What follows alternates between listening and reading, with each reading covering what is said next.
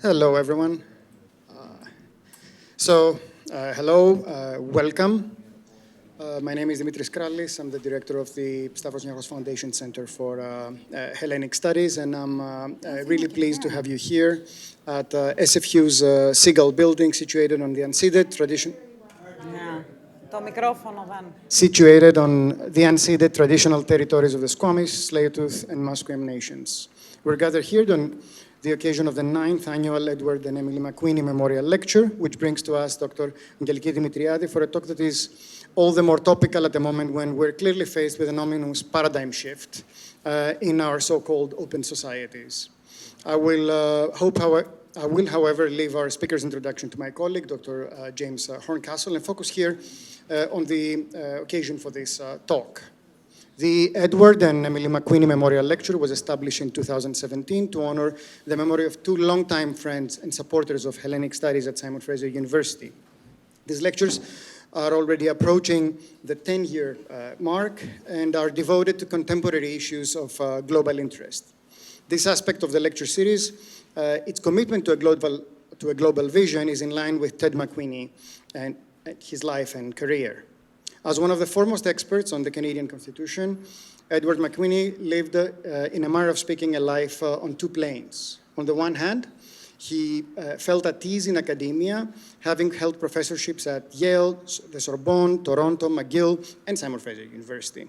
He was author of many books, and with his academic expertise, he also occasionally advised international bodies such as the United Nations, but also the Canadian government and foreign states. On the other hand, Ted McQueenie was actively engaged in public affairs. Thus, in the 1990s, he served 2 full terms as Member of Parliament and Parliamentary Secretary. Both Edward and his wife, Emily, were committed to academic excellence and public service, and tonight's event, part of a now well-established annual lecture series, is, along with the McQueenie Professorship, housed in the Department of Global Humanities at SFU, part of the couple's lasting legacy at our institution. Tonight's lecture is organized by the Stavros Niarchos Foundation Center for Hellenic Studies to support public discussion on the topics that animated the McQueenie's professional and intellectual lives. Which brings us to the center itself. The SNF Center for Hellenic Studies was founded in 2011 with a generous grant by the Stavros Niarchos Foundation and is a research center at our university and committed to the support of research, both faculty research and student research on issues related to the history and culture of Greece and the Greek world, very broadly defined. The faculty and staff in Hellenic Studies look to Hellenism as a global product and in a way find themselves well situated to offer such an expansive view of Greek culture, living in a welcoming, open society of a global city like Vancouver. But enough on us. To proceed with today's event, I would like to invite to the stage Dr. James Horncastle, the holder of the Edward and Emily McQueenie Professorship in International Relations, to formally introduce today's speaker. Thank you.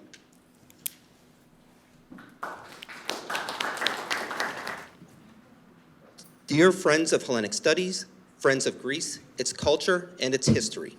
As the Edward and Emily McQueenie Professor in International Relations, I am thrilled to be greeting you here to contemplate with our speaker, Dr. Angeliki Dimitriadi, on the role of Greece's history with migration and shaping its current perspectives on the topic. This is a topic that is of particular significance, given that most analysts expect the number of migrants arriving in Greece to increase, not decrease, in the coming years due to conflict, environmental, and other forms of migration becoming more prominent. Before we get to our talk, however, a few words on the center, our speaker series, and the professorship.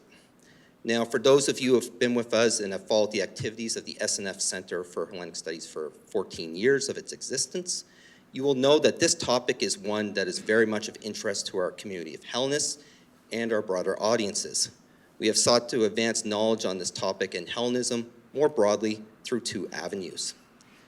On the one hand, we organize an always fresh academic speaker series up at SFU on Burnaby Mountain.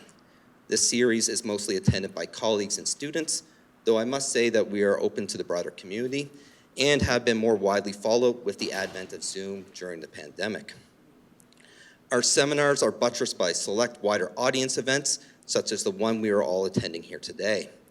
Over the years, our McQueenie Talks have hosted a wide range of leading academics, from our first McQueenie speaker, Michael Dante, the academic director of the American Schools of Oriental Research Cultural Heritage Initiatives, to last year's lecture by Dr. Mihalis Sotiropoulos at the University of Edinburgh. Our previous speakers came to us in many ways during the transformative era of the post-2008 financial crisis. On each occasion, they sought to engage with aspects of the Greek experience in the European institutional and global context, but also raise questions on the practice of politics. The center has also engaged with politics directly. We do not believe that academia is a space for detachment and isolation from politics. The word is, after all, Greek, and is hardwired on the Greek cultural DNA. Thus, over the years, you have had the opportunity to follow talks by Theodoros Pangalos, from the once dominant PASOK party, Kyriakos Mitsotakis, Greece's current prime minister before he became leader of New Democracy, and Yannis Milos from Syriza before they came to power, amongst others. These events are a testament to the late Andrei Yerlimatos' political acumen, who was able to see political trends in Greece before they fully took place. On each occasion, we sought to expose our Vancouver audience to a variety of perspectives from politicians who had, or would at some point, play a role in shaping affairs in Greece. Today, however, we pivot back to academic reflection by way of someone who has carved for herself an important role in examining the contemporary migration in Greece and showing its linkages to Greece's broader history, Dr. Angeliki Dimitriadi. Angeliki Dimitriadi holds a PhD from Demokritos University of Thrace, where her research focused on transit migration from Afghanistan, Pakistan, and Bangladesh. She has an MA in War Studies from King's College London and a BSc in International Relations and History from the London School of Economics. Dr. Dimitriadi is a political scientist specializing in irregular migration, asylum, and the dynamics between migratory movements and policies of deterrence and protection. Her research explores migration management policies at external borders, migration governance within the EU, and European foreign policy on migration. As of January 2025, she is the academic director at College Year in Athens, where she teaches courses on migration and EU foreign policy since 2016. From 2012 to 2021, and again from 2023 to 2024, she served as Senior Research Fellow and Head of Migration Program at the Hellenic Foundation for European and Foreign Policy, ELIAMAP. Between 2022 and 2023, she was a Research Fellow at the Global Public Policy Institute, where she co-led the Migration Unit and continues to be affiliated as a non-resident fellow. Additionally, Dr. Dimitriadi was a visiting fellow in residence at the European Council on Foreign Relations in Berlin from October 2015 to April 2016, focusing on migration and asylum policy. Dr. Dimitriadi's talk tonight is entitled Greece's Evolution in Migration, from Sending Country to Transit and Destination. Over the past century, Greece has undergone a profound transformation in its migration dynamics, shifting from a country of emigration to a critical transit and destination point for migrants and refugees. This evolution has been shaped by geopolitical shifts, economic changes, and European Union migration policies. As a gateway to Europe, Greece has played a critical role in managing migration flows, particularly in response to large-scale arrivals following the 2015 refugee crisis. The country's position at EU's external border has placed it at the intersection of national and supranational migration governance, where it seeks to balance humanitarian obligations with border security concerns.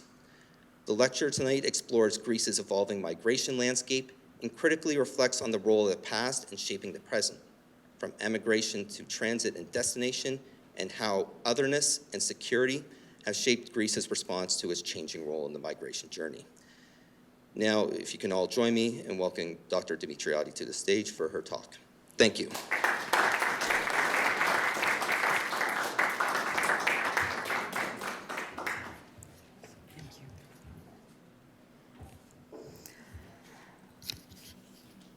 Thank you. Thank you very much to the Stavros Niarchos Center for Hellenic Studies for the kind invitation and the opportunity to join you here today, and especially to Dr. James Horncastle, who was the one who reached out and gave me the opportunity to visit your lovely city. I'm going to be speaking to you today about Greece's relationship to migration and how it has evolved over really the past 40 to 50 years. I specifically wish to explore how the Greek state perceives and responds to migration, especially in the recent period. I am, as it has already been noted, a political scientist, and like most political scientists, I am particularly interested in exploring and understanding how the state can affect as well as respond to the movement of people that are perceived as uninvited. And I'm referring here to the irregular migrants, and this is the term that I will be using moving forward in the talk today, and this includes also asylum seekers and refugees. Irregularity is, after all, a status that is designed and attributed by the state. So my talk today will not be focusing on the historiography of Greece. There is a rich tradition, rich academic tradition here, plenty of available material, nor on the more personal stories of the people on the move, though it is important to acknowledge that they play a very central role in shaping migration policies. They are also key in demonstrating extraordinary resilience in the face of what are fundamentally hostile policies and policies of deterrence.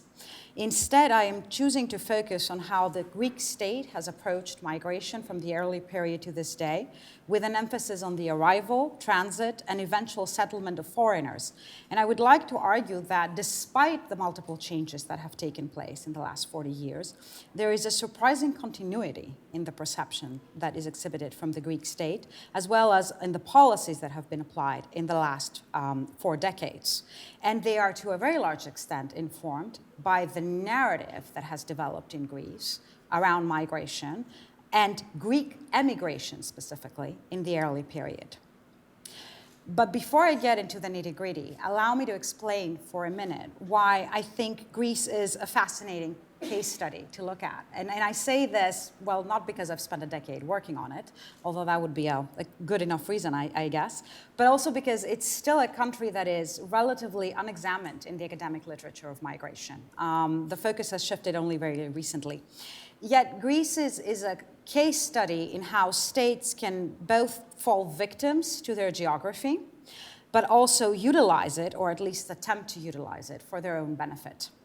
The external borders of the European Union, specifically the countries of the southern Mediterranean, hold a unique position in the EU governance of migration, entirely due to their geography and for no other reason.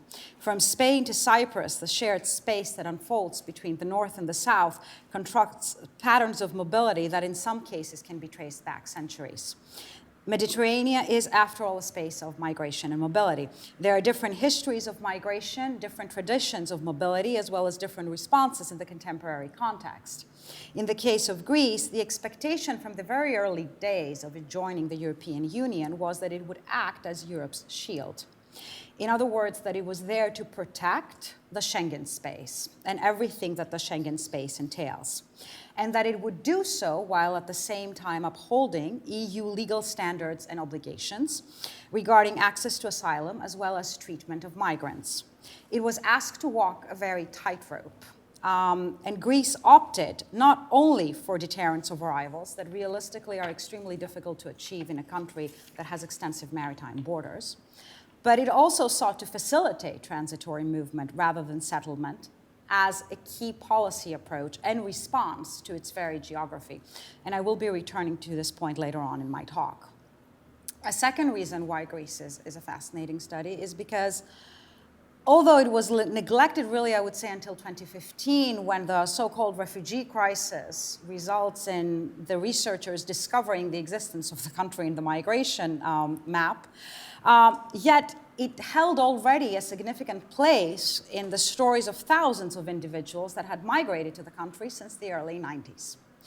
And again, this is something that is missing in the broader academic discussion of migration. Finally, today, and this is perhaps an unexpected turn, especially for those of you who are familiar with Greece's relationship in the EU, it is a country that has shifted its position from the problem child of Europe, so to speak, into a country that is increasingly influencing the European direction, policy direction, specifically as regards migration. So again, we're seeing a shift. So for all these reasons, I think Greece is very important to look at.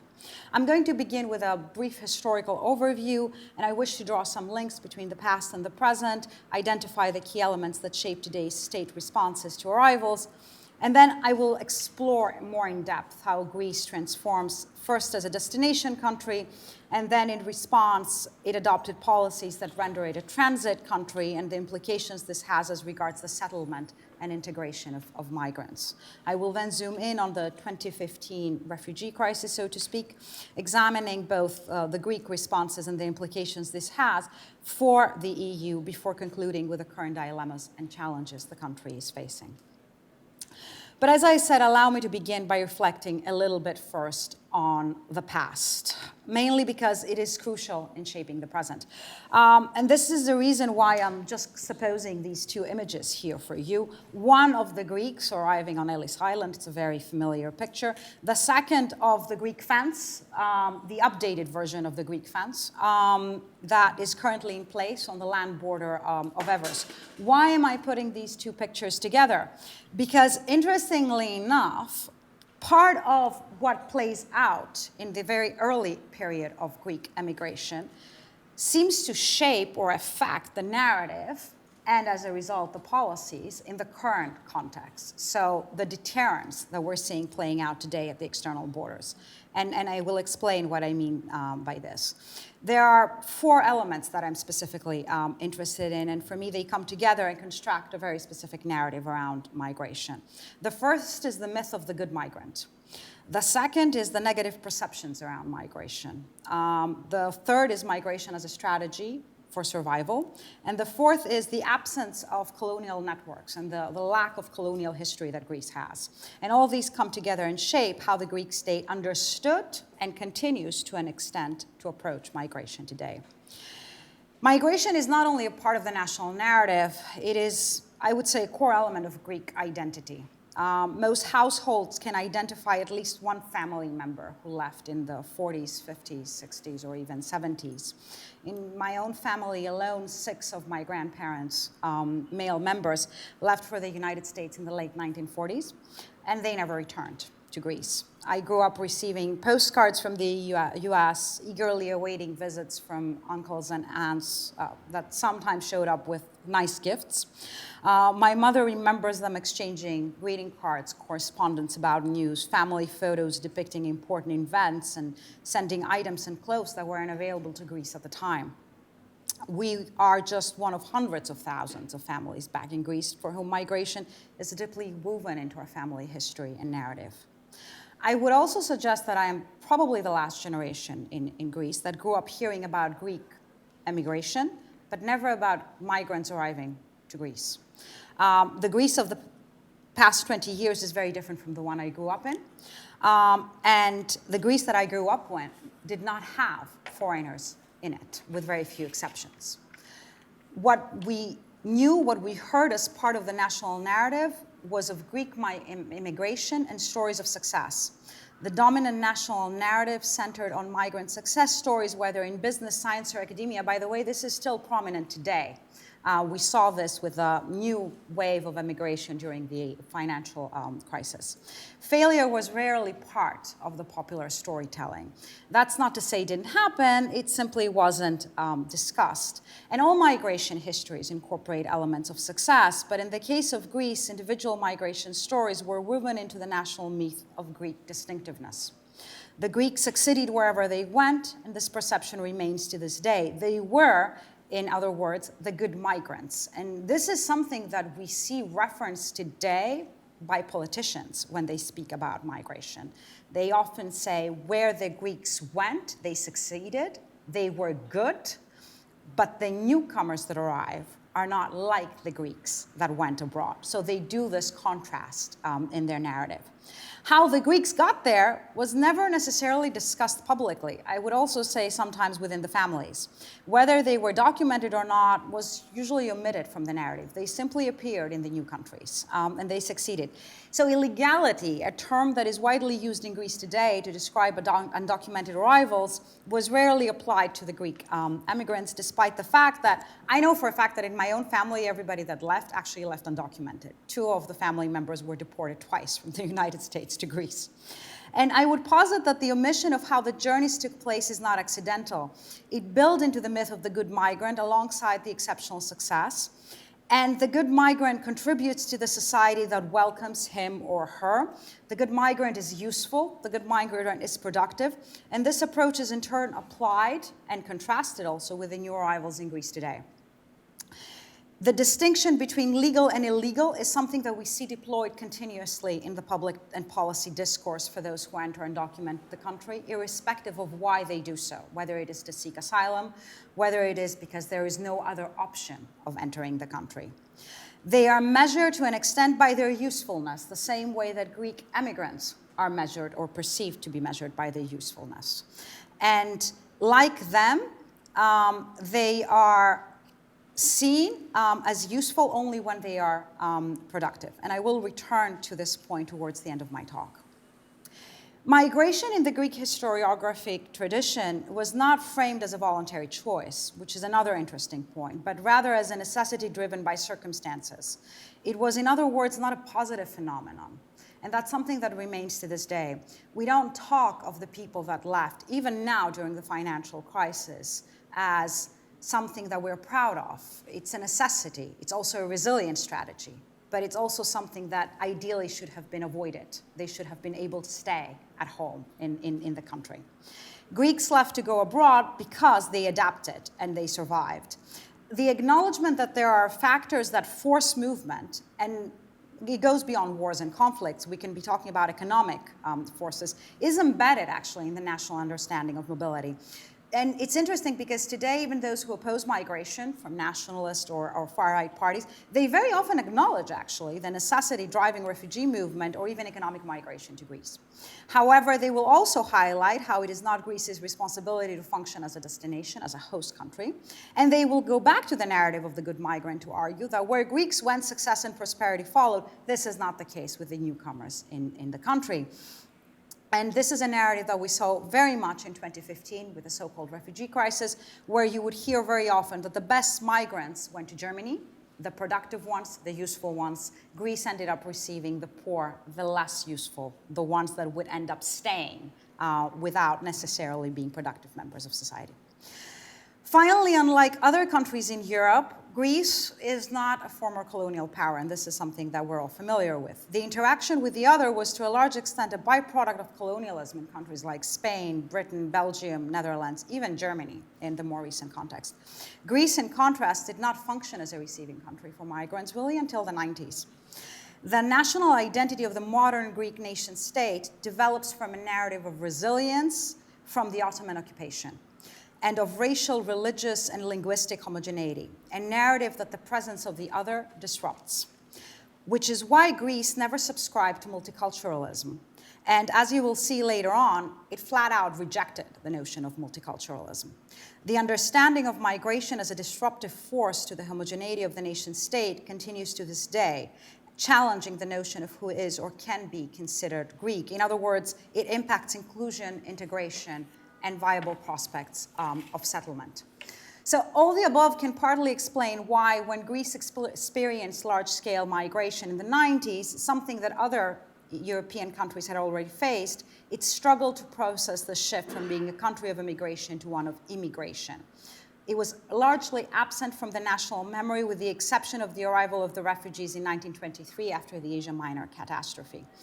The above can also explain why public attitudes and policies often assume that migration is new and temporary, something that can be stopped or prevented, and why migration is frequently associated with a sense of panic and even invasion-like sentiments. To this day, Greece has yet to come to terms with its changed role in the migratory journey, even though it has evolved over the last couple of years. So migration in contemporary Greece can be roughly divided, I would say, into 4 periods, and I have them here for you. The early period from the 90s until 2000s, where Greece first encounters large-scale, irregular, economic, primarily motivated migration from Albania and the Balkans. the period between 2001 and 2010, which is where Greece adopts the transit designation. It's also when it starts formulating its first rudimentary migration policies in response to receiving migration. The 2010-2015 period, which is not only the period of the financial crisis, but also a period where the European Union and its institutions actively interfere and engage in Greece in an effort to create a system that is similar to what other member states have, especially as regards asylum, and the current period from 2015 onwards, in which Greece, I would say, is fully integrated into the global migration networks and holds multiple positions in these global migration networks. Despite the diversification of migrant groups over the past 4 decades, both in terms of nationalities and needs, Greek immigration policy remains contradictory. On the one hand, in principle, the country adheres to European obligations regarding asylum, reception, and integration. On the other hand, policies often prioritize deterrence. The fence that I showed you, for example, is not new. You're seeing the upgraded model. But the first fence that was built on the the Evros border, was developed in 2012. It's actually one of the earliest fences that we have in the EU. And the policies that prioritize deterrence are partly because there is a persistent reluctance to establish Greece as a long-term destination country. Over time, migration has been framed as a security problem that the state will seek to solve, echoing early 20th century attitudes towards migrants as a societal burden rather than an opportunity. And it all sort of starts with the arrival of the Albanians in the 90s. In the 90s, Greece begins this transition to a country of destination, but for a very specific group. And in this, we are unique, actually, in Europe. The collapse of the communist regime in Albania led to large-scale migration to Greece and Italy.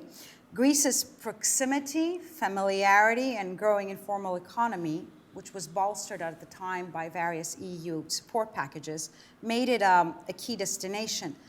But what really brought the Albanians to Greece was not that it was an ideal country. What brought the Albanians to Greece was the geography. Geography was the primary factor, and the fact that the borders were considered to be open during that period, unlike with Italy.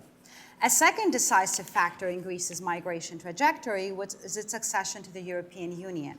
So already in 1981, the political and economic and social changes that follow accelerate its transformation from a country of outflow to one of inflow. The newly arrived migrants that come from Romania, Bulgaria, but especially Albania, come in a country that has a growing economy. And it also has a growing informal economy, which is important. At the same time, during that period, we have returning Pontians from Georgia, Kazakhstan, the Russian Federation, and Armenia. And this is where we see the first contrast in Greek policies. Unlike other migrant groups, the Greek state adopts favorable measures to support their return and integration because they are considered first and foremost Greek in origin. So at the time, and according to the 2001 census, 56% of foreigners in Greece were of Albanian origin. You can see this in the chart. This is unique. Usually when we look at migration patterns and nationalities across the different countries and the different member states, we see more or less, if not an equal, a similar split in the nationalities. What happens in Greece is rare, that you have the dominance of one group that appears in the statistics, both in the undocumented statistics, but also eventually in the census and in the various regularization programs that play out. To this day, the Albanians constitute the most important numerically group of foreigners in Greece. And it all starts during that period. Now, the fact that you have a dominant nationality is important because it means that the policies that emerge from that period are mainly a response to that dominant nationality that is arriving in the country. There are little variations that influence policy responses. So the presence of the Albanians shapes public perception of migration during that period, and as a result, it also shapes policy perceptions. Greece's economic development at the time allowed for the absorption of migrants into low-skilled jobs. The Albanians were hired in agriculture, construction, and domestic work.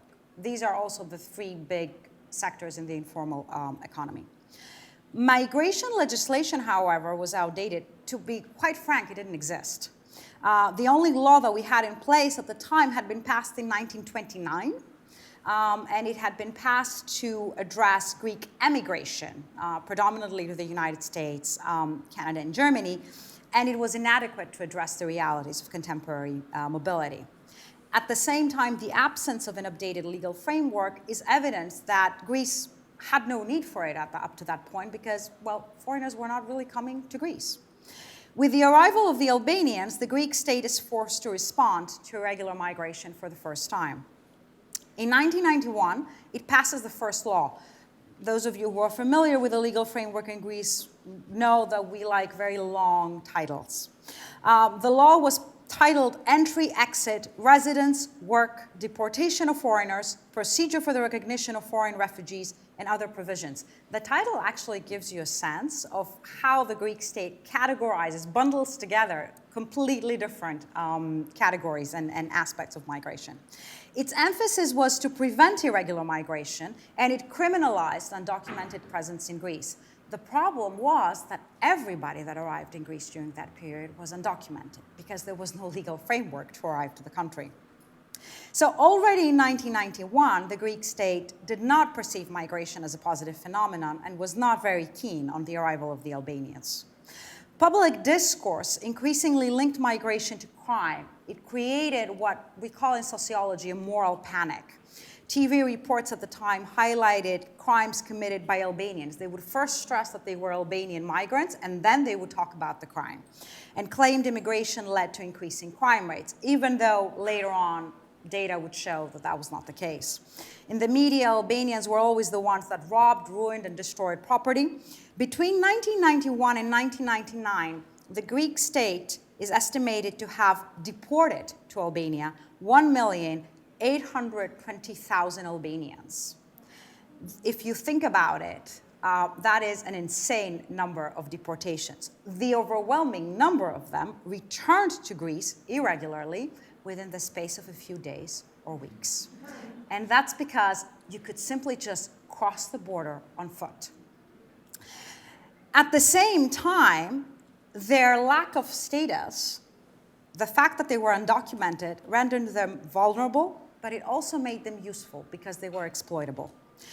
Albanians contributed to the growth of agriculture and construction. They facilitated the revival of rural life. Female migrants, alongside the Ukrainians and the Bulgarians at the time, provided much-needed domestic work. Migrants assimilated rather than integrated, and that's important. They changed their names so that they could acquire a Greek identity, often baptizing as a way of creating bonds and relations with Greeks, in many cases the very Greeks that they were working for. And they made every single effort they could to blend into Greek society and be as inconspicuous as possible. However, it's important to stress that this was done without a formal framework. The Greek state was not interested in the integration or even assimilation of the Albanians. The Greek state assumed that because they were vulnerable, because they were exploitable, and because they were also right next door, when the need for labor reduced, the Albanians would simply return home. And if they didn't want to go home, they could be always deported back home. And this becomes a recurrent theme in Greek migration policy to this day. Today, as I speak to you, I think yesterday or the day before, I admit I have lost a little bit track of time with the jet lag, a new law was passed in Greece that would allow, again, for foreign laborers to come into the country. And yet the law provides for a very limited time frame that they will be allowed to stay. They will not be allowed to bring their families, and they will either leave voluntarily or be deported as soon as their contract expires. The assumption is, again, that they will not stay and they should not stay. The measuring of migration based on usefulness and the assumption that once it reduces, people will be deported or leave is a consistent theme in Greek migration policies. Lawmakers did not envisage settlement, and they were not interested in settlement. And this shaped very much not only how Albanians integrated into the country, but also how the Greek state understood what it needs to undertake to facilitate integration, which, as you will see, was not actually a lot. If the first experience with receiving economic migrants was in the 90s, in 2000s, we have a sudden shift that takes place. Greece became a recipient of migratory flows from the Middle East and Asia, and they consisted of significant numbers of asylum seekers. This is new for Greece during that time. Palestinians and Iraqis, as well as Kurds, had started arriving already in the 90s, but their numbers were very small, and they were generally well received, largely because nobody was noticing them. Their presence was inconspicuous. And also, and this is where foreign policy is important, there is a long affinity with the Palestinian and Kurdish causes in Greece, which meant that they were allowed to remain in the country without any formal framework in place. They didn't, well, even if they wanted to, they couldn't have applied for asylum, but they didn't need any papers to remain. But a confluence of events produces new migratory movement that reaches Greece during that period. It starts with the invasion of Western forces to Afghanistan following 9/11. We have the first climate disasters that generate population movements in Pakistan, poverty and political insecurity in Bangladesh, and they all result in the arrival of predominantly male migrants, then the gender is important here, from Afghanistan, Bangladesh, and Pakistan that seek asylum or employment, or both. Unlike the Palestinians and the Kurds prior, they draw attention to themselves. They do so because of their racial and ethnic characteristics that make them identifiable. But I would also argue that the biggest issue for the Greek state at the time and society was their gender and their religion. Single men overwhelmingly, and in many cases unaccompanied minors, they were quickly perceived as a threat, similar to the Albanians, but also unlike the Albanians, because the Albanians had a geographical proximity to Greece, which again, as I said before, there was a sense that they could easily be deported. But suddenly you had Afghans arriving and Pakistanis. A lot of people in Greece had zero familiarity with Afghanistan. They roughly knew and had heard on the news about the Taliban and 9/11, but that was it. And suddenly we had people arriving from these countries. There was zero knowledge of their customs, their culture, what language they spoke, even what they needed and what they were seeking during that time. So their arrival is also associated with crime, but with a different type of crime. Specifically, they start to be associated with trafficking of drugs and the smuggling of migrants. So they are criminalized not only as a result of their undocumented entry and stay, but also because of the criminal activities that are attached to some of them, but of course end up spilling over to the broader community. While Greece had incorporated at the time the International Conventions on Refugees into its legal framework, by virtue also of joining the EU, it was applying EU law. In practice, it had never been required to manage asylum claims. And to be quite blunt, it lacked both the administrative capacity, knowledge, and willingness to do so. The absence of a functioning asylum system created an interesting, and again, fairly unique to Europe situation. Those who needed asylum wanted to leave Greece as quickly as possible, because they knew that they would not be able to acquire protection in the country. Those who needed to work in the informal labor market, either for a period of time or simply because this was the country that they felt that they would be able to access the informal labor market, but had no necessarily clear need for asylum, ended up applying for asylum in Greece, because they knew the process would often take years. I personally know of 2 people whose asylum application took 10 years to be processed. For those 10 years, they lived, they worked, they bought a home. Eventually, they were rejected, but that's a different story. So while their asylum application was pending, they were able to remain in the country. In this paradox, the membership to the EU becomes critical. Greece is bound by obligation that force it to navigate a very fine line between European commitments and national priorities, particularly on asylum, which had never been a policy focus in the past. And I'm referring here to something that we call the Dublin Rule. To put it quite simply, the Dublin Rule prescribes that the first country of arrival is the one that has to process the asylum claim. What does that mean in practice? Somebody arrives at the Greek or Spanish borders, they have to apply for asylum to Greece or Spain. And that means that their registration, processing, their final decision has to take place in that country. And because we don't share in the EU positive decisions, we don't have one asylum across the EU, it means that they have to remain also in that country when they receive protection. Now, Dublin was an interesting rule that was always put in place to act as a protection to the Schengen area, because the Central and Western European countries of the EU had from the beginning envisaged a world where Schengen would be protected by the peripheral countries that would act as, again, the shield of Europe. And in a world where few moved, Dublin was a viable option. But in a world where many sought protection to Europe, Dublin provided the reasoning as to why frontline countries like Greece refused to adopt more progressive policies of welcome and settlement. In simple terms, because they recognized that they would be forced to keep everybody in their territory. So in the 90s, this did not matter so much because, again, nobody was coming to Greece. But after 2001, with the arrival of the early asylum seekers, Dublin begins posing a problem. And this is why, during that period, Greece does something which is, again, fairly unique in international relations. It adopts the designation of a transit country. And I would argue that this was also feasible to do because it had a long-standing ambivalence to migration. And I want to pause here for a minute and explain why this is unique. Transit is a very simple concept. It denotes a passing through. It's fairly simple. But in the context of international relations, a country designating itself as transit means that it perceives itself as an in-between country. An in-between the what? Usually transit countries lack certain characteristics that other countries possess. They might have weak economies. They may lack or have a poorly functioning asylum system. They might even be unwelcoming to migrants. It is rare, in other words, for a country, and especially a country that is a member of the EU, to designate itself as a transit country. It's not a compliment.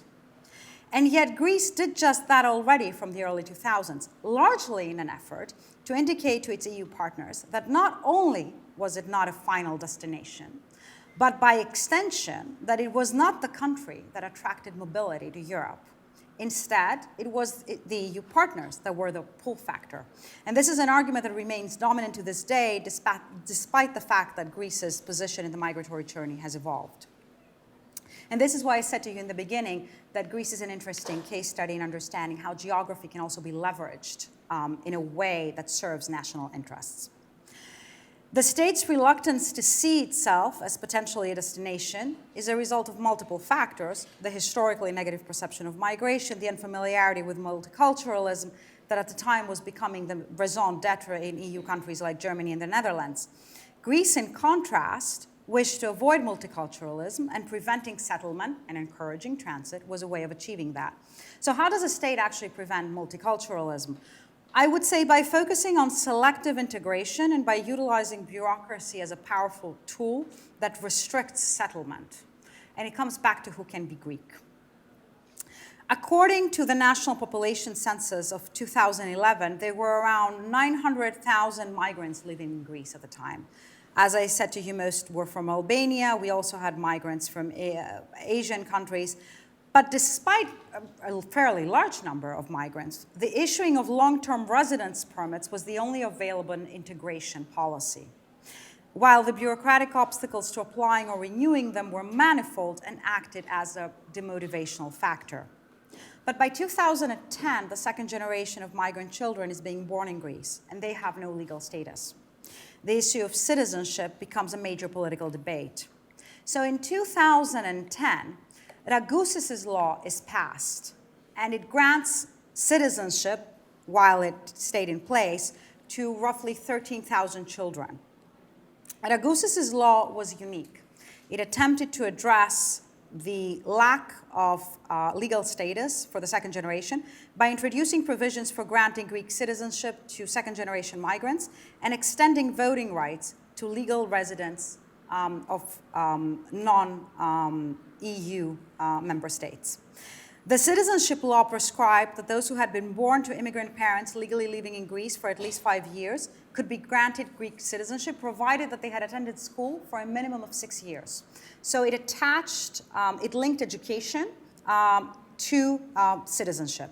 The duration of the law was short-lived. It was canceled in 2013 by the Council of State that ruled the law unconstitutional, arguing, and this is why it's interesting, that the applicants lacked sufficient proof of a genuine link to Greece.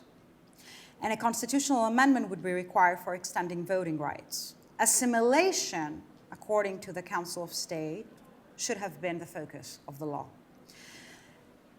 The preference for assimilation is not random. Partly, it is the result of the narratives, of the stories that have been shared, of the Greeks that assimilated wherever they went, and they posed no problem to the host societies.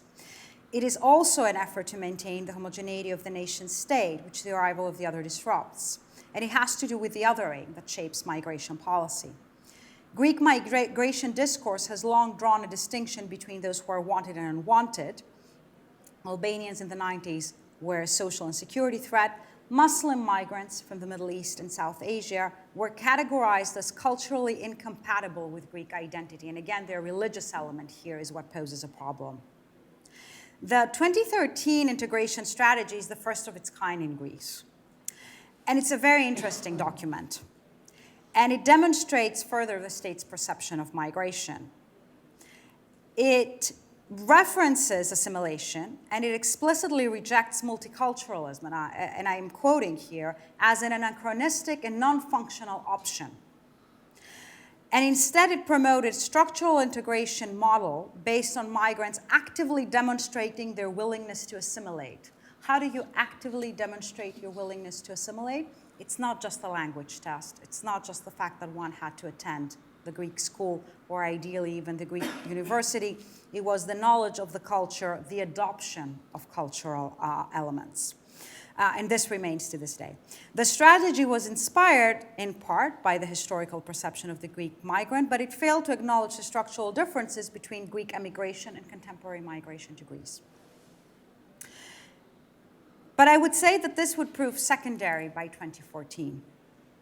The Arab Spring of 2011, the Syrian civil war, brought Greece to the forefront of the EU migration policy, when in 2014 the Syrians began crossing the external borders of the European Union. And coupled with a financial and political crisis that unfolded in the country, migration created a combustible mix. From 2015 to this day, Greece is fully embedded in global migration patterns. It receives now migrants, not just from South Asia, but from Sub-Saharan Africa, from the Caribbean, more recently, from Southeast Asia, and of course, from the Middle East and the Maghreb. But in 2015, for the first time, we saw how transit can play out, also as a geopolitical tool, and what it means really for the country. In 2015, more than 1 million asylum applications were filed in the EU by people from Syria, Afghanistan, Iraq, and Sub-Saharan Africa. Yes, I can move. You see this here. This is actually a screenshot of people as they're moving. It tracks the pattern of movement at a specific time in 2015. You see this very big line here. That's Germany. That's the country that received the most asylum applications. You see this small dot here. That's Greece. In 2015, we received less than 14,000 asylum applications, and yet the overwhelming number of people crossed, well, essentially from the Middle East via Greece onwards to the rest of Europe. And the second map provides you a little bit of the routes. Turkey, of course, was the main country through which they crossed. Between May and December of 2015, which is really the early period of what we call the refugee crisis, and you see me putting it in quotes very often because what kind of crisis it was could be an entire lecture in itself. But between May and December of 2015, 885,000 people arrived in Greece. it sounds like a very large number, and it is. The overwhelming majority of those moved onwards to Northern Europe. Syrians and Afghans accounted for 70% of the monthly arrivals, and unlike the past, we saw families, single women, and unaccompanied minors crossing the Aegean Sea on their own. Despite serving as an entry point to the EU, Greece was not the final destination for most asylum seekers. The economic crisis was a key factor. Everybody knew that Greece was essentially bankrupt.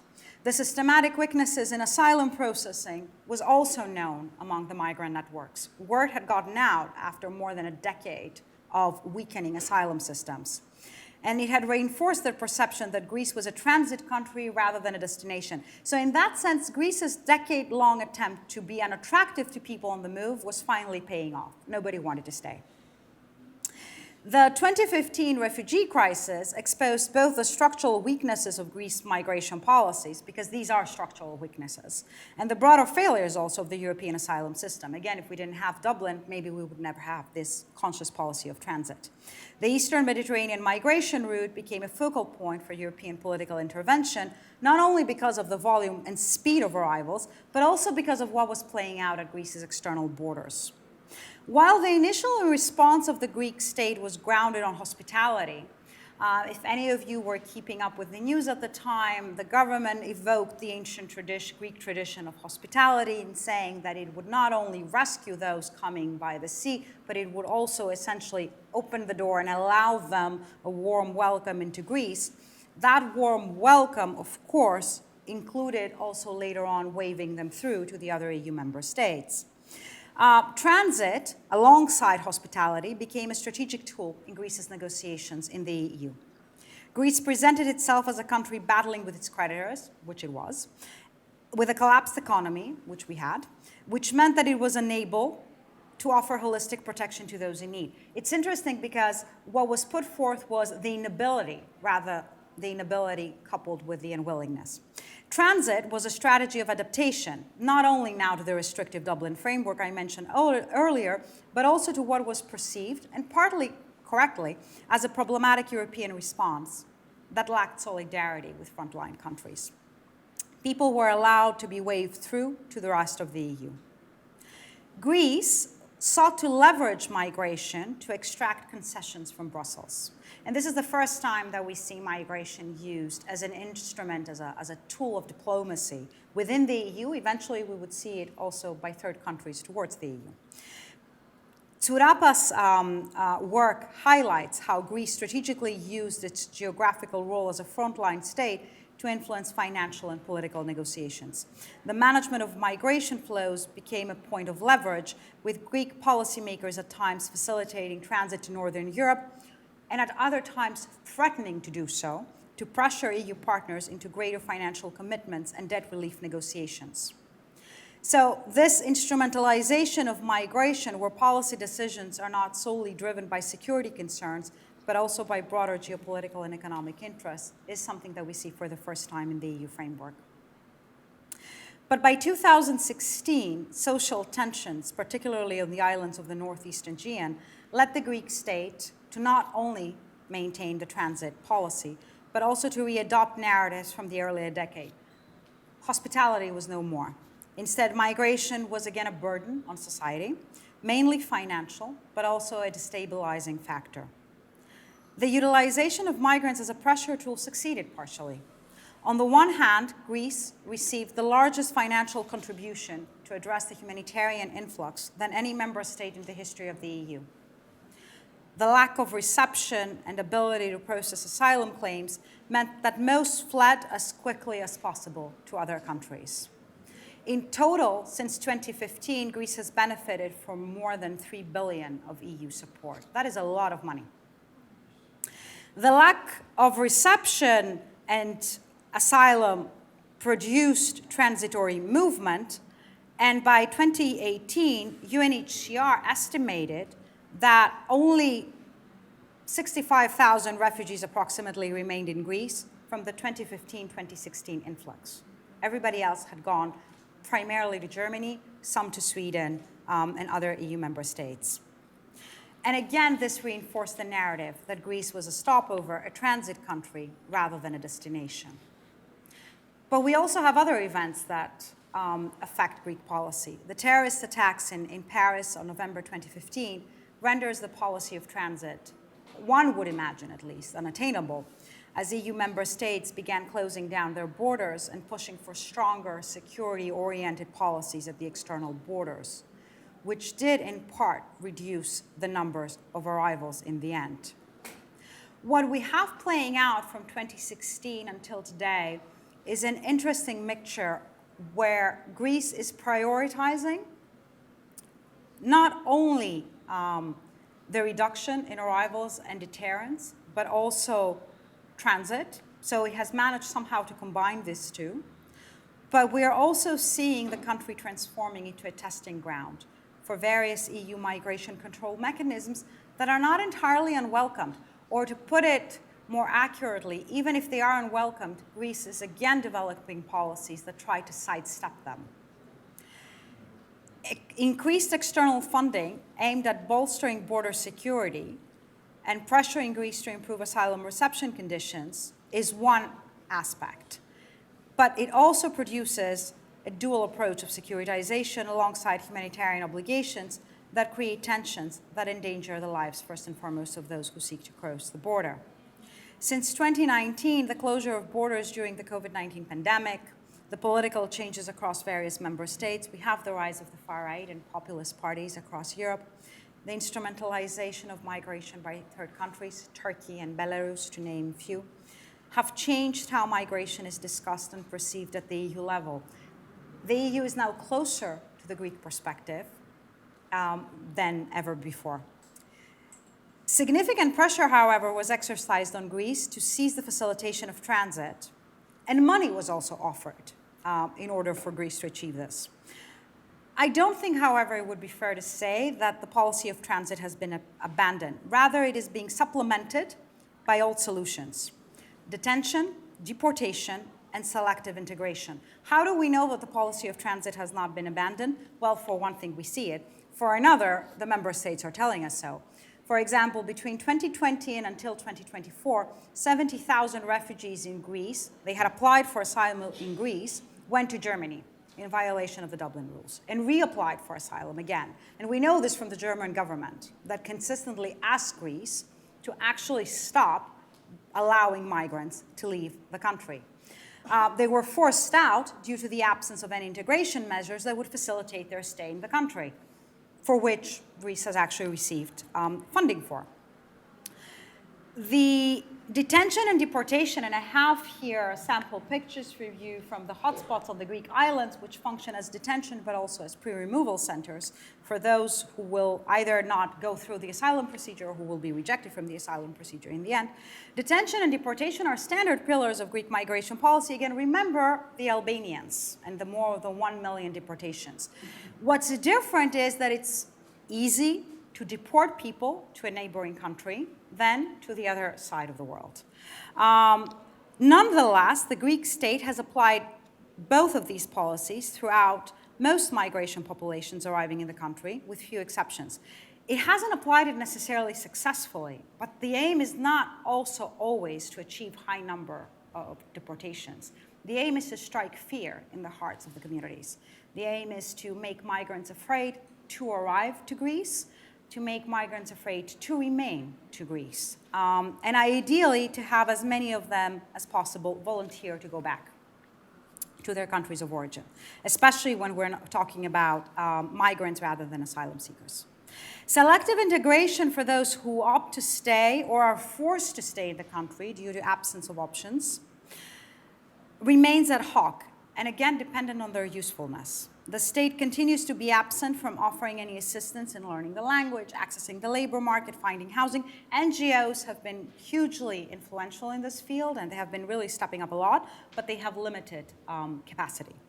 The argument is that the Greek state does not have the financial capacity to assist. Migrants, and particularly asylum seekers, continue to be seen as a burden rather than as an investment that will yield significant returns in the long run.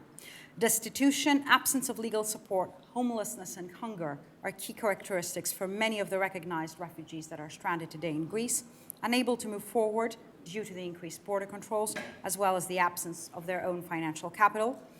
And they remain in Greece protected from a return, but unwanted, and at the same time with difficulty in integrating. Increased restrictions on asylum and work permits complicate the presence of settlement, reinforcing a policy approach that tolerates migrants as laborers, but resists their full inclusion in society. Precariousness is the word that describes the relationship with migrants in Greece. The second generation population, particularly those that were born in the early 2000s, challenges the notion that migration is temporary. They're growing, and they are transforming Greece into a multicultural society, whether the Greek state wants to or not. Yet, despite various amendments, a significant number of second-generation migrants remains excluded from naturalization processes, with bureaucratic obstacles deployed to limit who has access to long-term residence permit and naturalization. In other words, who can become a Greek. While security has dominated Greek migration policy, economic imperatives are playing a significant role today, though often implicitly. The Greek economy has long been dependent on migrant labor, informal migrant labor, particularly in agriculture, construction, and domestic work. And the paradox is that the Greek state actively discourages migration through restrictive policies, but the informal economy has absorbed a large number of undocumented workers. And a significant number of them also fled during the financial crisis to neighboring countries. And they didn't come back, which meant that in the post-pandemic era, Greece faces huge shortages in low-skilled laborers. Even today, industries such as agriculture in the Peloponnese and tourism in the Aegean Islands remain heavily reliant on migrant labor that they can't find. Yet regularization pathways are limited or absent. And this contradictory message has shaped an entire policy as recent as today. In response to demands from the labor market for more hands, the government announced a bill a year ago aimed at granting temporary residence permits to long-term undocumented migrants, it's what I referred to you before, who had been residing and working in Greece for several years. The bill targeted migrants employed in sectors facing labor shortages, reflecting the state's pragmatic approach to migration as an economic necessity. The legislation imposed strict eligibility criteria, excluding many asylum seekers, and reinforcing Greece's broader policy of selective regularization rather than comprehensive integration and inclusion. It goes back to Greece's historical tendency to acknowledge migrants' economic contribution while resisting their permanent inclusion in society. The 2023 bill illustrates the tension between economic imperatives and restrictive migration policies. In response to criticism from far-right parties at the time that the bill would function as a pull factor, and this was actually part of the discussion, you open a regularization pathway, which means it will render Greece an attractive destination country, whereas up until now it's not. The Ministry for Migration and Asylum took out a short explanatory tweet. I think it was called a tweet at the time. It clarified that the bill was unlikely to apply to illegals, they're called illegals, but rather people who had been unable to renew their visas prior. Its response to the pull factor, and it's fascinating because this was actually an official ministerial response, and I have this screenshot for you here. It says, there is a pull factor, and it's called Germany. The overwhelming majority of illegal migrants aims to reach Germany, not Greece. The tweet is indicative of how the Greek state, and again, this is the ministry, this is the official tweet of the ministry, how the Greek state links issues of social support with integration and with the attraction of migrants, and therefore you remove the social support system, you render yourself an unattractive country. Who is an attractive country? Germany. It's a pull factor because it offers social support for integration. It offers a functioning asylum system. It offers regularization pathways. For the Greek state, the main problem has always been that its EU partners, especially Germany, but not just Germany, offered holistic protection to asylum applicants with robust integration and social support that rendered them attractive. Their attractiveness meant that people would use Greece to arrive to the EU, and some would inevitably also stay, because it is impossible to reach Germany directly if you're undocumented. Geography, again, is instrumental in shaping the position of a country in the migratory journey, but also its responses to it. So what does this say about Greece? Greece's migration trajectory, to me, underscores a fundamental paradox. While historically a country of immigration, it has become a crucial transit country, largely by its own choice. And despite significant efforts at the same time, it has evolved into a settlement country for many, at times because of the policy of transit. What do I mean by this? No matter how many people are waved through, whether they will be able to continue onwards with their journey is not up to the Greek state. It comes down to what kind of capital they have, financial and social, what kind of border controls they will encounter, what kind of policies the neighboring countries will have. So, to a large extent, settlement in Greece is an evolution of strandedness in Greece for many. A country that is unwelcoming to them, but still they remain, and eventually they become a part of it. The state's migration policies have oscillated between rejection of migration, its temporary usefulness, and a national reluctance to integrate migrants permanently. This ambivalence is deeply rooted in Greece's historical self-perception, shaped by a strong national identity built on resilience and homogeneity. And homogeneity is something that keeps coming back into the national discourse. Migration is framed as a temporary phenomenon, though it is not. There is still this sense that migrants will leave if they are not provided with the assistance they need. And even as migration has become an enduring feature of Greek society, most policies today continue to be shaped by short-term crisis management rather than long-term integration strategies. And this contradiction is very evident in the discussion of migrant labor, where the country relies on it for key economic sectors while simultaneously maintaining a restrictive legal and bureaucratic framework that limits their full participation in society. The fact that in the bill, it is very clearly spelled out that they cannot bring their families with them for the duration of their stay in the country, whether that is for 3 or for 5 years, is a very clear indication that they are once more perceived as temporary and that they will be able to leave. And it's interesting because in European migration history, we actually have examples of countries like Germany that had such policies in the 1960s and 1970s and did not want to become a country of destination, and yet saw itself transforming into not only a destination, but a multicultural society, precisely because the migrants never left. The Greeks among them, they ended up bringing their families, they ended up having a second, third, fourth generation. Looking ahead, Greece's challenge is to reconcile its geopolitical realities, including also its geographical position, with the policies it needs to implement. The country's geography at the external borders of the EU means that it will continue to receive irregular arrivals. And this gives you a sense of what the data actually are.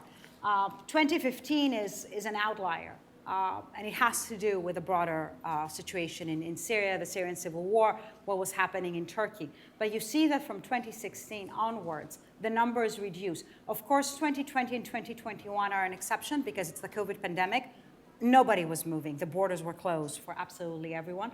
But on average, Greece's numbers move between the 40s and the 50s in terms of irregular arrivals. And if you go back all the way to 2000, 2001, 2004, you would find similar numbers. So it's kept relatively steady. 2015 is the absolute exception to what would normally be the broader rule.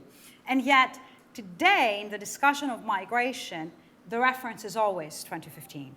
How Greece should not go back to 2015 and how 2015 is sort of the standard, although it never was and it probably never will be again. The persistence of a transit country narrative, despite clear evidence of long-term settlement, suggests that Greece is also unwilling to fully embrace the positive aspects of migration that other EU member states have done or did until recently. Because again, I should acknowledge that we're seeing shifts in the EU. Without a fundamental shift in perspective, the policies will remain reactive, treating migration as a burden rather than an opportunity. The Greek state is often asked to move beyond ad hoc regularization measures and recognize migration as a structural reality that requires a coherent and sustainable framework to be applied. But it is worth acknowledging also and I would include here two caveats. First of all, this is a tall order for a country that is stepping out of a decade of financial crisis. And it is not only stepping out of a decade of financial crisis, but it's doing so in a world that is increasingly unwilling to discuss migration in a somber and positive way. Across the EU, the discussion right now is how to restrict further migration, while at the same time acknowledging the need for working hands. So again, this is a paradox that we're seeing across many EU member states. There is increasing unwillingness to establish legal pathways for people in need of protection. There is increasing unwillingness at the global stage to share the responsibility for refugee movement. This is not unique to the EU. You know better than me, this is playing out in the United States. This is playing out around the world. So for a small country like Greece, with a relatively recent history of receiving migrants in comparison to countries that have done so for decades, if not for centuries, it's a lot to ask, one could say. And to an extent, that's true. But it is only, I think, through addressing these contradictions and that the Greek economic and social stability can be achieved, but we can also start seeing significant benefits to the migrants themselves. That in the end, when they do succeed in integrating, assimilating, whatever path every individual chooses for themselves, they are a valuable contributing member to the Greek society. Thank you very much. Well, thank you so much for a very fascinating talk. We're going to open up for a question period here. I ask that you just raise your hand, and I will direct Nina to you, and she will bring the mic for the recording. But just before we get going, I had one question to start. I'll take kind of moderator's privilege here. You mentioned the number of second-generation individuals who are basically becoming more prominent within Greece. Do we have the exact numbers, both in terms of individuals who have achieved citizenship and also those who are basically stuck in this kind of legal limbo? And is there increasingly kind of pushes for them to organize politically and potentially change some of the dynamics within Greece? So we know that in the first phase we had around 13,000, 14,000 that managed to acquire naturalization through Ragoussis' law. That number today has gone to around 20 to 25,000, so it's not overly large, but that's because the naturalization process has changed. And the naturalization process has changed in the sense that it has become even more bureaucratic, if one would imagine, than before. So it's not a question of whether one meets the criteria for it. Most of them do. It's a question of how long does it take for their application to actually be processed. Are they organizing? Yes and no. They're organizing in the sense that the second generation has been quite active for quite some time. They have their own NGO, I guess I would call it, Generation 2.0, that has been very instrumental in raising awareness and pushing the political agenda, at least the progressive political agenda, towards the direction of recognizing the importance of second generation. But I think the ones that have been more recently born to Greece feel more Greek than their predecessors. And that's because you already have a societal change in the sense of how they are treated in schools, how they're treated in society. They're not seen so much anymore as second generation children, if you see what I mean. That's why I said that I'm the last generation that didn't see migrants or hear about migration in Greece. Though the generations that follow me, well, the generation that follows me, I'm not that old, is now more familiar with different. Okay, that's just the one the total number that hasn't actually achieved legal recognition. Do we have that number? No, we don't. Okay. We don't have that number. Okay, perfect. So I'll open up to questions from the audience. We'll start here with the. What? Sorry, is this on?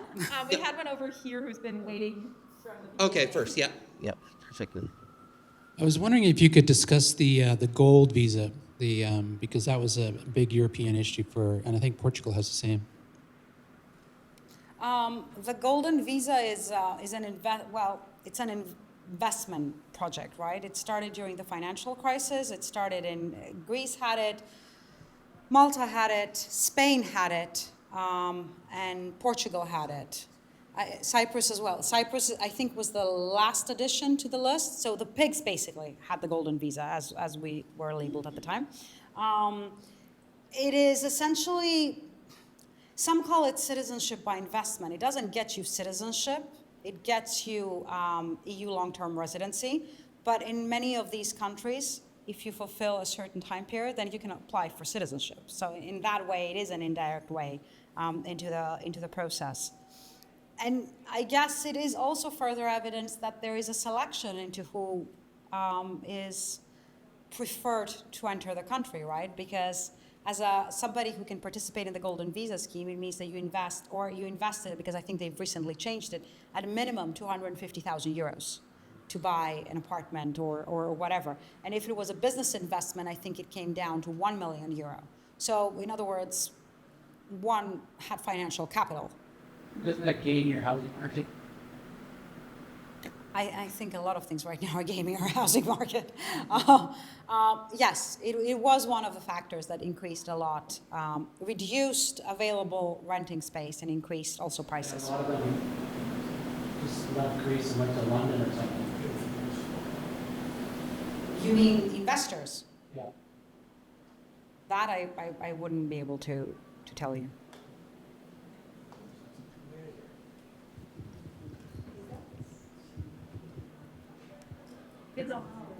Good. Hello, thank you for coming here. My name is Dimitris Koutas. I'm the Consul General of Greece. So I represent the state here in that sense. So let's start answering for the golden visa. The golden visa still exists. It's up to 800,000 now. And of course, it's to attract more capital than to attract immigration. We don't expect people to stay. We expect them mostly to come in Greece for vacation. That's the aim of the government, at least. Some people might stay when they retire. That's another story, but believe me, that does not affect the immigration in Greece. Let's go now to what I heard, which in some aspects I agree, to some I disagree, and as a government I have to disagree. Let's starting, first of all, with the first immigration flow from Albania. This flow was a necessity for the Albanians. They had to leave a country that was literally collapsing. And Greece at the time was in its highs in prosperity. So we received approximately, you can be seeing around 1.2 million, and that's the official number for the time, of Albanians entering Greece. Of course, they were people with families welcomed, and but also were people from prisons, because one of the problems of the collapse was that everything collapsed, and that was even in their judicial system and everything. So at that time, it was a very indiscreet flow of immigration to Greece. I think you agree with that. And of course, usually you need to put demons into the things that you don't know. And of course, many of them were demonized as criminals, and that's the black side of history. The good side of history is that from those people today in Greece, they are still around 500,000. Unfortunately, another 500,000 left during the crisis, and they used, some of them, either the Greek permanent residence card, or some of them that had managed to get already the Greek citizenship, managed to move and immigrate abroad, and that was, we lost much necessary labor force, because no mistakes, as the professor stated here, Europe does need immigration. We don't give birth, and we need it. The thing is that irregular migration is also welcomed, because it's one of the forces that Greeks were irregular migrations, as we have seen. The difference is that Greeks constituted a part of a bigger mosaic. What happens now in Europe, and that's the problem that Brussels have and all other Europeans have, is we're getting people from the same place of the planet. And that's not really good, in the point that we're not getting people that they're exactly what, I don't want to be disrespectful, because people are needing jobs, they need to survive, and we need them as well. But the thing is, we're getting the same kind of people that really are not sure they want to integrate or even stay in our societies and become part of a common, and that's what Brussels and Greece are trying to prevent. Nobody's trying to prevent immigration. The immigration, we need it and we want it. We disagree here, I can see it in your face. It's okay, I'm used to it. Okay, and 1 year actually we received 854,000, but there's where we start speaking about the first time that in modern history immigration is we used that extensively as a tool. They were pushed towards Greece in such numbers, they could go from they were pushed, that's a fact.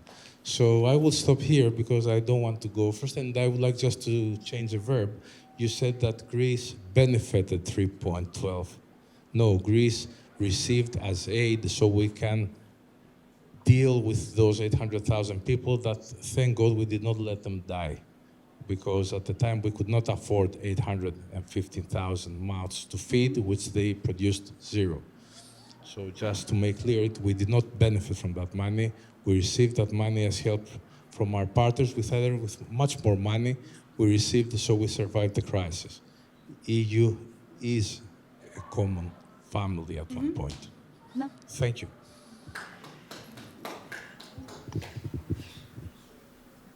I respond there. We have two questions back here. There's two gentlemen right there who was waiting as well. And then Alessandra, I think that will probably be the last question. Right here first. I don't know. Okay. Thank you so much for such an eye-opening talk tonight. Greece is a country, obviously, that is small in population. However, it has a very quickly growing senior citizen population. As well, obviously, you pointed out about the agricultural worker crisis. Obviously, Peloponnese, the Kalamata olive groves, workers are leaving. They're leaving for France because they get paid way more. So there are obviously other things, but is Greece discussing specific job categories for people to be able to be not only temporary but move to permanent status in order to get ready for the upcoming, I guess, other types of social crises with their senior citizens, et cetera, and the hospital needs and care and et cetera?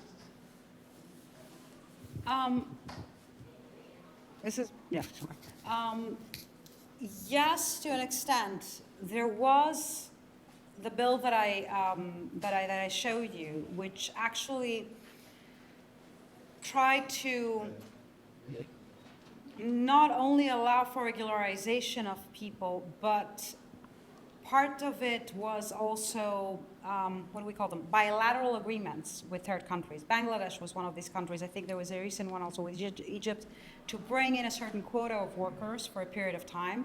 And actually, I think they were planning on changing it to a year because they wanted to make it more attractive for people to stay in the country and work rather than a few months.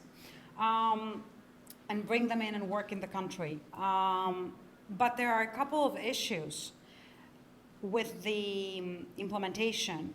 The first has to do with the fact that right now, Greece is not competitive in what it offers. When you have other countries that offer housing, the Netherlands is a good example. Housing, which is actually pretty decent housing. They have constant checks to ensure that what the agreed salary has been is actually being paid to the worker, that no rights are being violated, that the days off are actually days off, etc.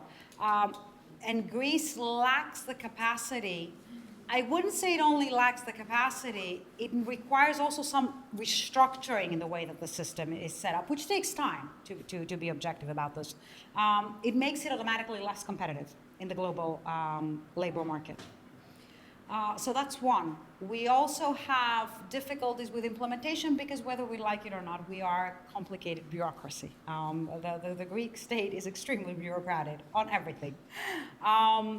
Now, whether there is long-term planning in addressing what you're describing as a demographic issue, I would say to you that migration, and this is a little bit of a, you will find people who agree with this and you will find people who disagree with this. But from a migration perspective, migrants will not be able to address a demographic crisis. Because the evidence we have is that by the time they get to the second and third generation, they start going down the same birth rate as the locals, which means in the long run, they don't offer a solution. So that's not how you address the demographic decline. You address it differently, which is, it's not the point of this conversation. And that means that any investment in labor hands would need to come not for the demographic issue, but for the social investments. So the taxes that the workers would also be paying, the social benefits that they would also be paying, which would, in theory, compensate for the reduction in the working population. But again, to do that, you need long-term integration and inclusion measures. And we don't have those in place right now. One fight, Alessandra. Do you have a question? Question? Oh, right there. Okay. Oh, did you? Yeah, okay. So it's kind of building on the other question. First of all, thanks for your talk. And there are also some echoes here with the case of Italy. I'm Italian, so I can see a lot of the patterns. But my question is more about the relationship of immigration with labor. And I wanted to ask you, how is it compatible, the view of a shortage in labor during the period when Greece underwent such a severe crisis, also in terms of possibilities of working? So was there not a way to compensate in some other way? And a second question is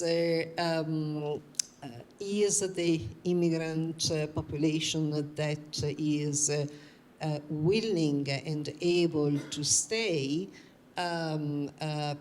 prepared to go for a long term into those activities, in particular for which there is a major shortage. So one of the problems is that people are humans, and they're not there just to fill in the market quota for the receiving country, of course. Yeah. So to start with your second question, it depends what you're looking at. Again, as I said, we're now into the second generation, and they're about to, some of them at least are having their own families, and we're going to be moving into a third generation. So most of them of the second generation are educated, so they have the same skills and qualifications as the Greeks, which means they are unwilling to go and pick olives or whatever else is available. It's less so the case for the tourist jobs, because this is a specific market that used to at least run for a specific, it's a seasonal job. Of course, now tourism has sort of extended into 12 months in Greece, but it used to be a very seasonal job. And there you would find, especially students, who would be willing to take on these jobs. But what we're seeing post-pandemic, and this is not singular to Greece, it's a global phenomenon, is that people are more disinclined to take any job that's available. They prefer to take a job that fits certain criteria that are important for them, whether that's monetary compensation, time, etc. So we still need newcomers to come in and work in these industries, because the population that we have in the country is unlikely to be able to fill in these jobs. But is that likely because it is unlikely? It's because they don't want to. It's not paid enough. It's also because it's not paid enough. But again, here, it's also discretionary, because it could be paid enough, and you would still have Greeks and migrants who would say, this is not a job that's prestigious. I didn't go to, university in order to pick olives. So again, it's not just the question of monetary compensation. The labor market links also with, the social status that the jobs offer. And I think as you're moving away from the first generation, this is something that you encounter more, and we will encounter more in the future. I don't think we have time but we'll have time outside to end up having a further discussion here. So save the questions. We'll definitely have increased opportunity outside to have discussion. So first off, I just want to thank Dr. Dimitriadi for a very stimulating talk and one that generated a lot of questions, a lot of discussion. I'm sure the questions are going to continue outside as well. I'd like to thank you, our audience, for coming and being active participants tonight. It's always fantastic to see everybody, especially on a standard Vancouver day with the rain, to be perfectly honest.